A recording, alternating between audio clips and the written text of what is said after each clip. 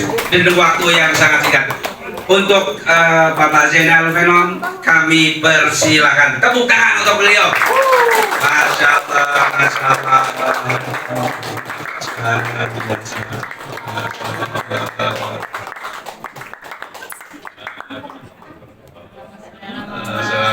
Selamat datang di Hombes Joda Valida. Masya Allah. Silakan. Waktu dan tempat kami persilakan ini.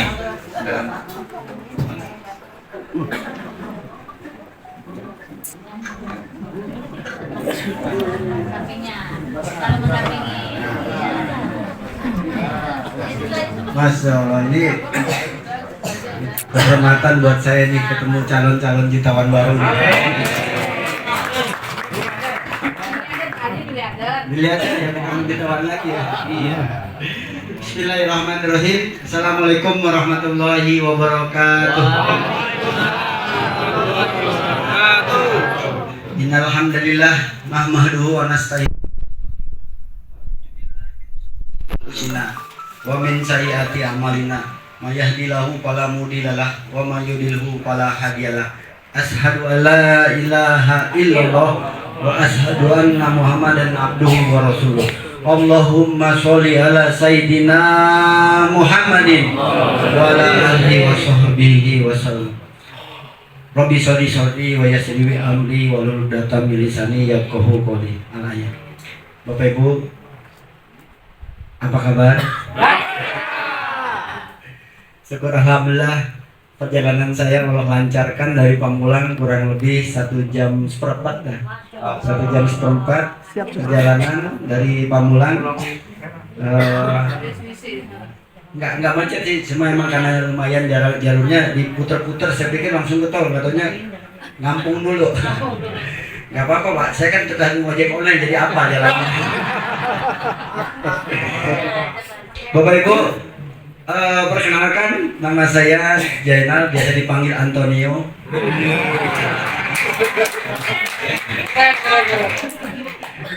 Saya lahir di Texas tapi tinggal di Galderes. Enggak Pak, bohong. Jadi kadang-kadang bisnis ini harus dibumbui dengan bercanda-bercanda Pak. Ya. Karena Pak, saya dulu usahanya serius banget Pak. Hasilnya bercanda. Tapi semenjak gabung di PT BES, kerjanya bercanda-bercanda, hasilnya serius. Enak mana? Hasilnya serius, kerjanya bercanda apa? Kerjanya serius, hasilnya bercanda? Kerjanya bercanda.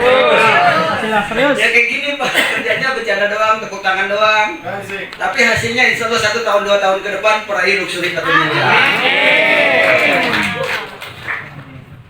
2 hari yang lalu beliau Ibu Joda, Joko dan Bapak Ibu Dania menghubungi saya setelah pasca Zoom meeting. Pak, bisa nggak Pak ngisi di acara Hombes saya di Jonggol? Oh, saya lihat dulu jadwal saya Pak.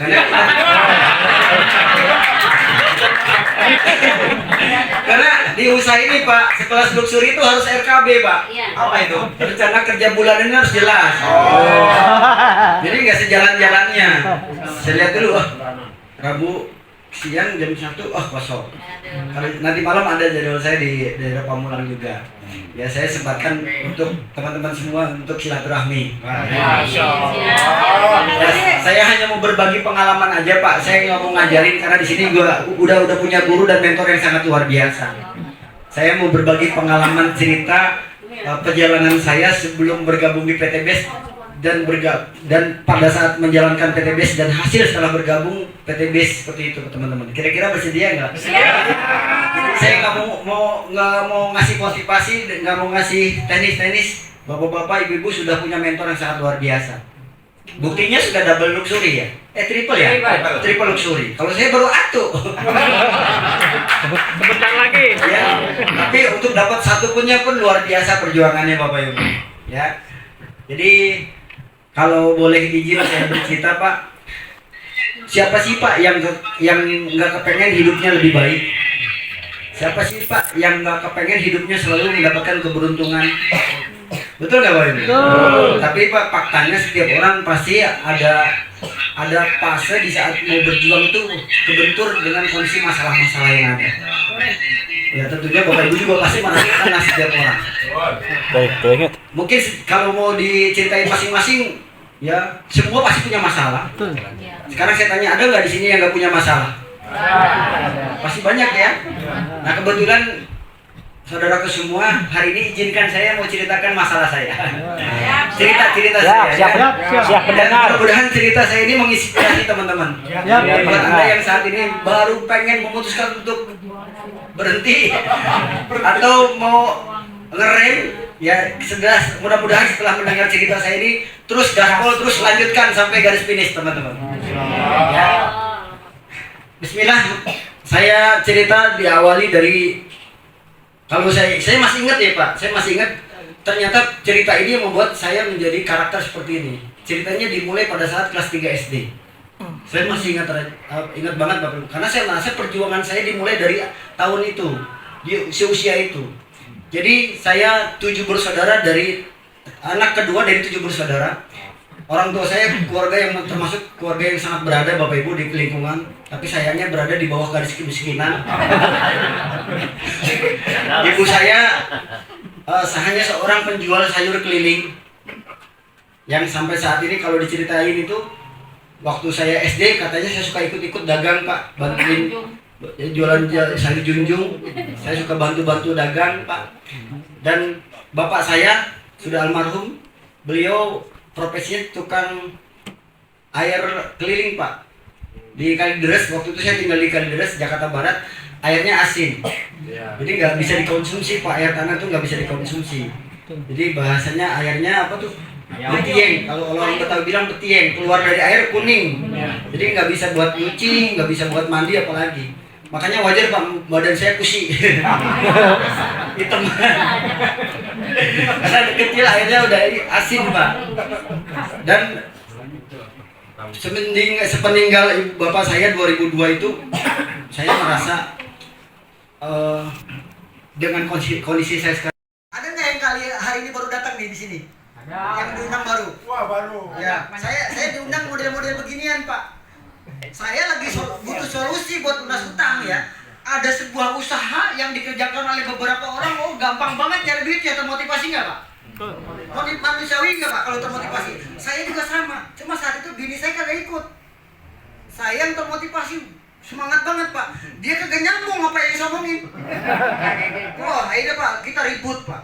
Karena saya gabung pakai uang belanja saat itu. Gabung di bisnis propolis itu uang belanja. Ribut Pak, sampai akhirnya saya mau nyari solusi di sini, bagaimana caranya utang lunas, bukan buat macam-macam. Saya bilang, apa yang usaha yang pasti-pasti aja lah katanya. Karena saat itu nggak ngerti bisnis seperti ini Pak. Tapi begitu keyakinan saya coba jalankan usaha ini. Tapi saya komitmen, udah saya masak, saya belanja, saya ngolah bumbu, udah rapi masak, gantian kamu yang dagang. Saat itu masih ada beberapa karyawan Pak. Saya yang khusus buat ramuannya di saya kokinya Pak yang dagang sampai saya beberapa lama itu saya yang masih masak tuh Pak. Sampai suatu ketika bonus dari bisnis ini lumayan Pak. Kan dulu harian aja. Dapat Pak, satu hari kadang 500, kadang 700. Itu uangnya bonus itu masuk ke rekening bank auto debit. Jadi setiap bonus masuk ke debit habis sudah kesedot sama itu Bang. Tapi kan saya berkurang Pak. Yang tadinya buat untung dari mie ayam buat angsuran, akhirnya dari mie ayam utuh. Tapi masalahnya emang gak ada duit yang buat angsuran. Jadi alhamdulillah sampai lunas Pak. Sampai lunas tuh, kurang lebih 2 tahun. Sisa waktu itu masih sekitar 80 juta lunas. Nah setelah lunas Pak, saya tutup buku yang namanya MLM itu saat itu. Udah selesai, udah finish. Tapi yang ada malah tambah parah Pak. Saya pinjam uang lagi ternyata. Kan dulu belum diajarin nanti riba kita.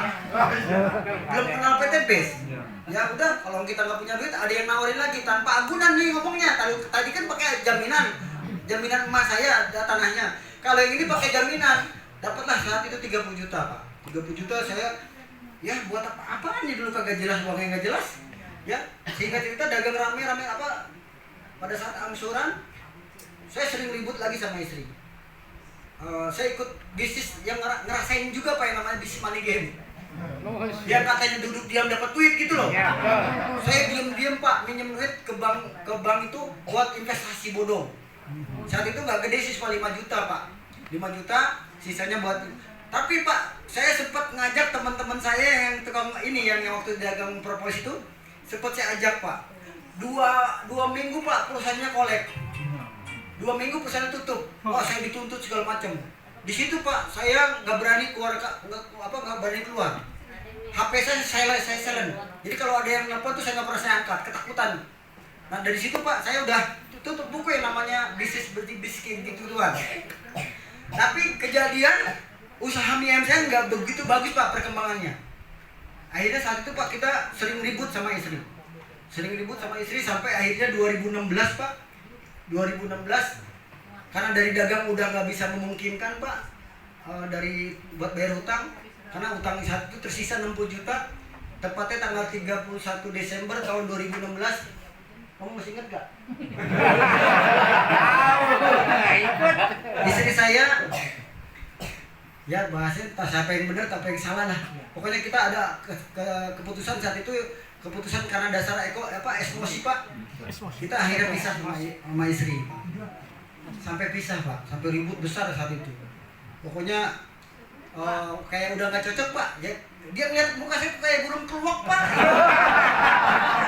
Udah kagak ada indah-indahnya gitu. Akhirnya Pak, udah kagak burung yang ganteng-gantengnya kita Pak.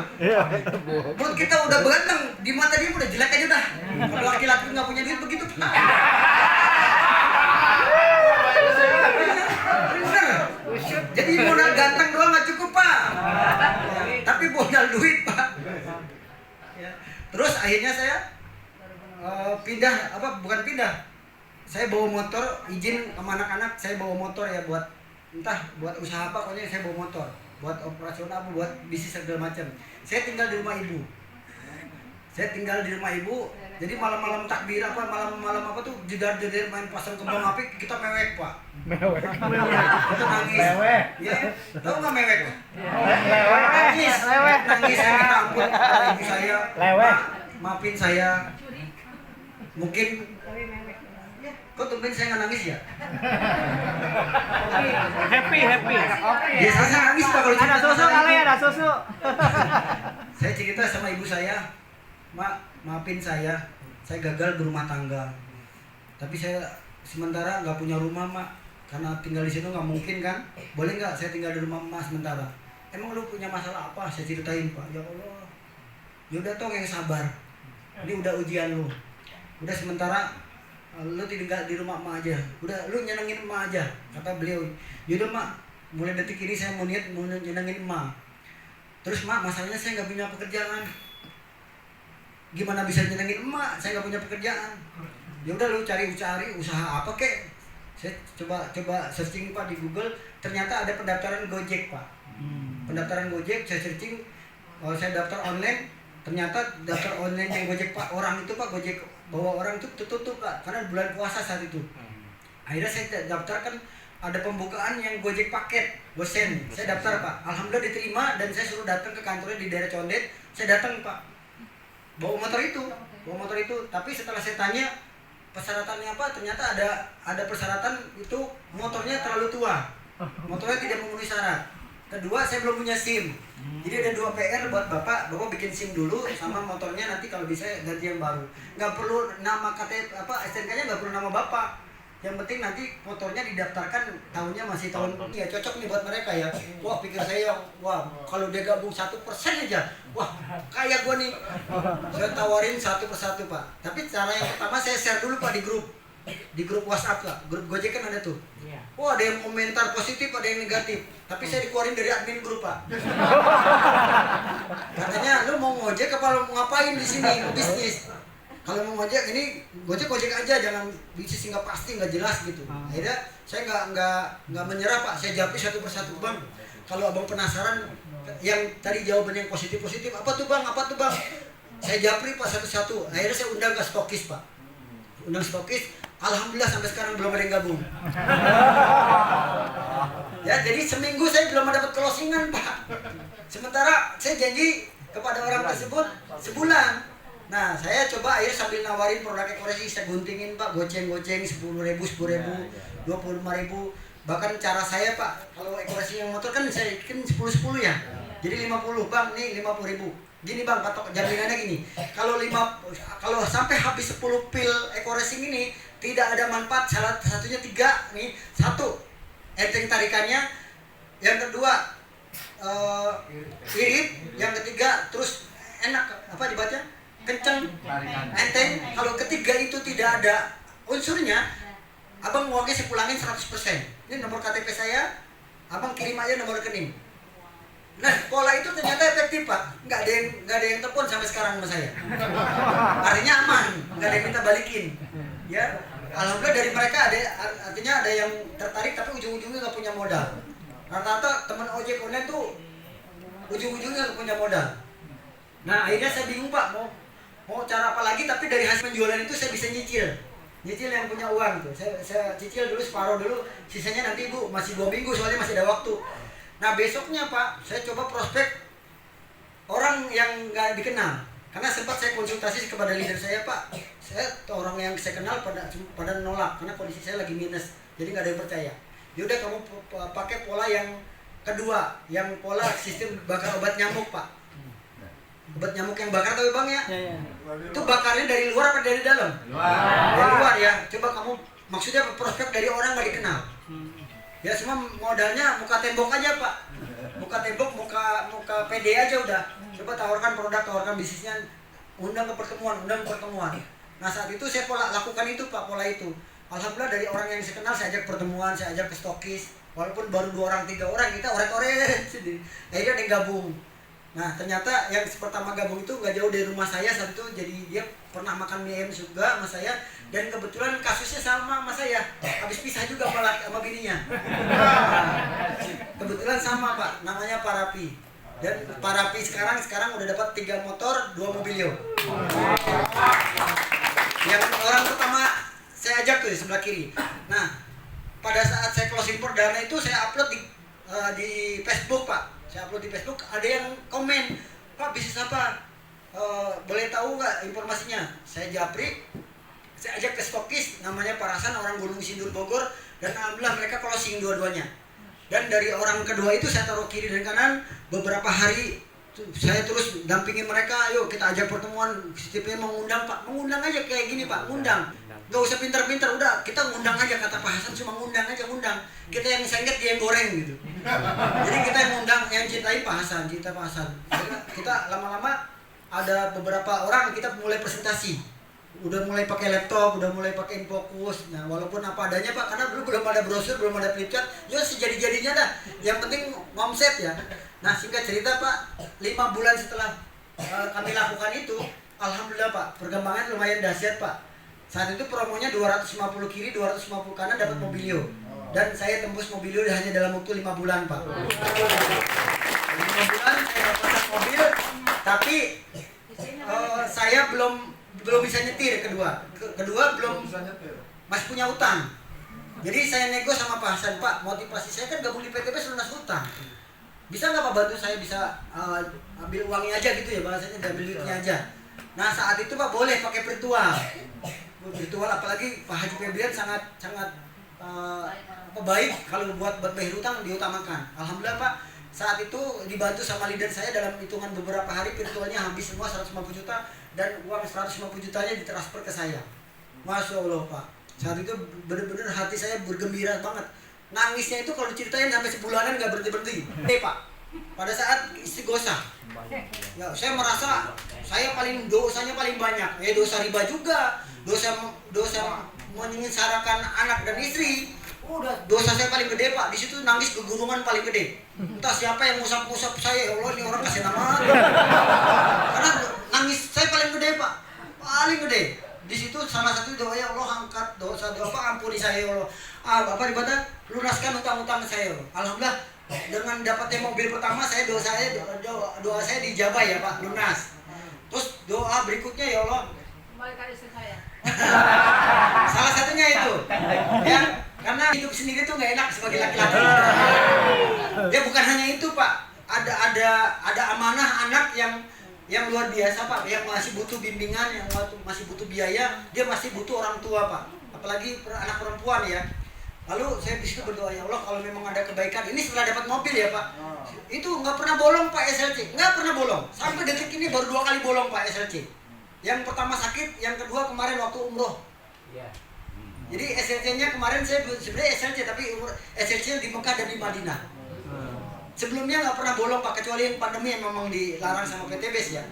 Jadi PT BES ini ada program SLC yang bisa menolong kita teman-teman. Alhamdulillah setelah dapat mobilio, nah tepatnya bulan puasa saat itu kurang 2 bulan puasa 20 hari, perjalanan 20 hari puasa. Saat itu ada program SLC terakhir Pak, saya tembus Pajero. Tapi masalahnya saat itu belum bisa nyetir Pak ya. Jadi, besoknya saya dijapri sama Pak Rai, Pak besok Bapak suruh ke kantor, suruh ambil BMW. Ya dulu di kantor tuh ada BMW yang dipajang Pak, itu seharusnya buat saya. Saya senang banget Pak, dapat BMW loh gitu loh. Tapi saya laporan ke Pak Hasan Basori, Pak saya dikasihnya BMW Pak yang dapat Pajero. Jangan dulu, kamu belum bisa nyetir bawanya BMW. Saya bukan kasihan orangnya, kasihan mobilnya nanti. Akhirnya Pak dinego lah, udah nanti saya ngomong Pak Hasan, diminta Pajero saja. Yaudah akhirnya saya dipending Pak dapat Pajeronya. Karena Pak diminta saya dapatnya Pajero. Saat itu stop di kantor adanya BMW. Kalau dulu kan PT BES menyiapkan ya Pak. Kalau sekarang kan suruh nyari dewek. Kalau dulu disiapkan. Jadi tinggal ngambil. Nanti harganya berapa? Nah, dalam menunggu Pajero yang sedang dicarikan itu Pak, saya kerjakan ID kedua dan ketiga. Saya satu gabung yang reguler. Ternyata Pak, saya tembus lagi mobil yang kedua. Mobil yang kedua itu saya pakai, saya ambil dan buat latihan belajar. Karena nggak bisa nyetir Pak. Saya yang bawa pun mitra saya yang pintar nyetir, diambil, akhirnya buat latihan Pak. Ya alhamdulillah harian Pak, hari pertama tamat habis saya rusak Pak. Ya saya putar balik, nggak kontrolnya nggak pas, akhirnya saya lindes Pak. Sepanjang jalan taman itu hancur semua Pak. Saya lindes. Mobil saya bempernya copot. Saking paniknya Pak, bukan yang keren malah ngegas. Untung aja nggak nabrak tiang listrik. Nah besoknya biarin Pak mobil bengkel rusak nggak apa-apa. Nah saya latihan besoknya saya ulang lagi dari situ 2 hari 3 hari akhirnya lancar. Nah saya saat itu puasa kurang 3 hari, ini lebaran kurang 3 hari Pak, udah ada mobil di rumah.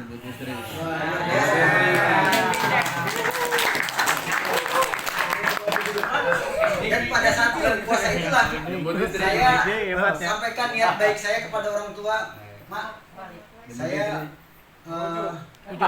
boleh nggak saya rujuk lagi sama mantan saya kalau dia mau katanya. Tapi akhirnya saya memberanikan diri datang ke rumah, saya sampaikan maksud dan tujuan saya, dia kagak ngomong tapi manggut-manggut Pak.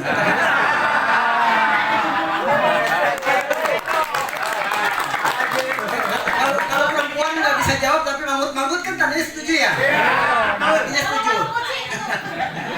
Tapi saya mau luruskan teman-teman, mungkin pandangan perempuan di luar sana, ibu-ibu ya, memandang istri saya mata duitan. Tapi versinya saya bukan itu. Karena Pak, istri saya lah yang dari nol membersamai saya. Gara-gara si biang kerok utang itu yang bikin saya berantakan Pak. Ya gara-gara hutang itu lah yang bikin kami berantakan. Aslinya dia, saya tahu dia masih mencintai saya.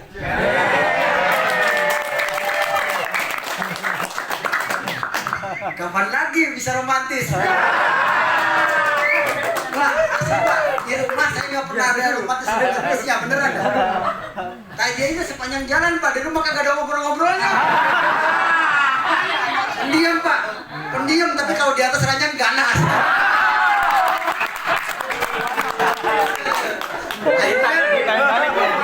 Akhirnya Pak, pas bulan puasa kita ijab kabul lagi.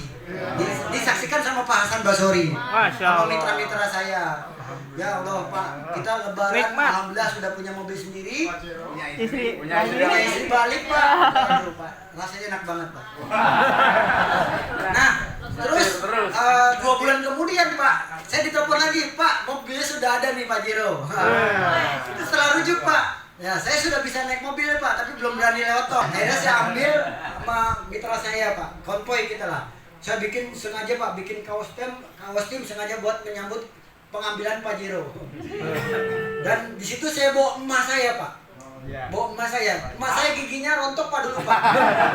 Dengar emak anaknya dapat pajero giginya tumbuh lagi.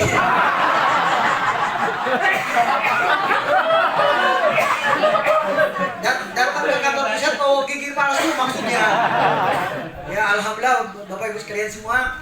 Nah dari titik itulah saya merasa mencair suasana. Kesedihan semua udah mulai hilang. Kesedihan yang kemelaratan sudah cukup. Sekarang sekalipun sedih, sedihnya sedih bahagia Bapak Ibu. Alhamdulillah. Ya alhamdulillah setelah kami rujuk itu ya baru saya daftarkan Pak. Saya daftarkan ID-nya di tim saya. Jadi langsung anak-anak saya daftarkan. Nah terus saya kerjakan ID istri, ID anak. Alhamdulillah anak saya 2 sudah dapat mobilio, motor sudah dapat motor. Istri saya udah dapat motor, kurang 50 poin lagi dapat mobilio. Jadi kalau kita total pencapaian saya sampai saat ini ID saya dan ID anak istri total udah 9 unit motor case. Yang nama saya 7 motor Pak. Yang nama saya 7 motor. Nama anak itu 2, 1, nama istri 1. Terus mobilio atas nama saya sendiri sudah 6. Nama istri belum, nama anak belum. Dan alhamdulillah Pajero sudah 2 Pak. Yang keduanya tuh tidak saya ambil mobil Pak. Saya ambil kemarin buat umroh keluarga 9 orang. Tapi sebelum umroh kemarin saya dapat dulu sebelumnya luxury 1 miliar.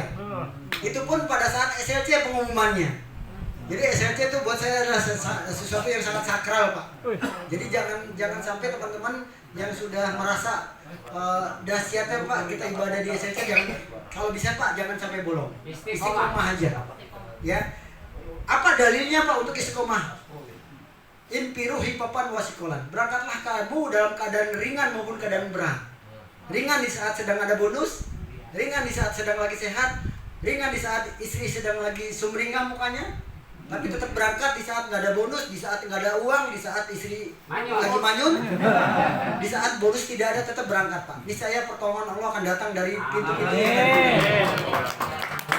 Alhamdulillah teman-teman, rasanya sudah sempurna ya. Kebahagiaan saya di penghujung tahun 2023 kemarin tuh